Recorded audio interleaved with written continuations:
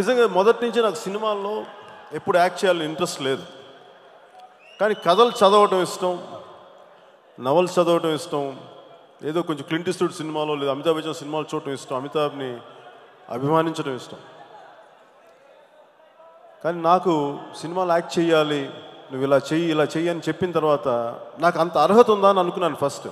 కేవలం చిరంజీవి గారు తమ్ముడుగా పుడితే నాకు అంత అర్హత ఉంది, ఆయన అంత కష్టపడలేదు, ఆయన అంత ఇవి చేయలేదు, నాకు ఎంత స్థాయి ఉందని చెప్పి ఆయనకి చెడ్డ పేరు తీసుకురాకూడదని చెప్పి నన్ను ఒళ్ళు జాగ్రత్త పెట్టుకొని మరీ ఎక్కువ పని చేయాల్సి వచ్చింది దానికోసం.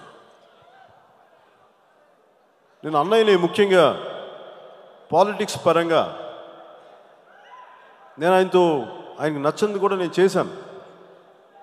కానీ అది నేను ఏ పరిస్థితిలో చేశాను ఏంటిది అనేది నేను అది ఎన్నిసార్లు ఎక్స్ప్లెయిన్ చేశాను, ఆయన అర్థం చేసుకున్నారు కూడా.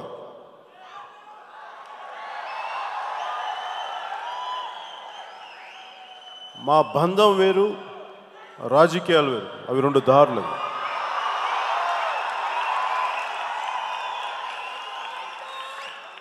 నేను అన్నయ్య పందాలు లేకపోయినా కానీ నాకు అన్నయ్య అంటే గుండెల్లోనే ఉంటారు, దానికి వేరే తక్కువ లేరు నాకు.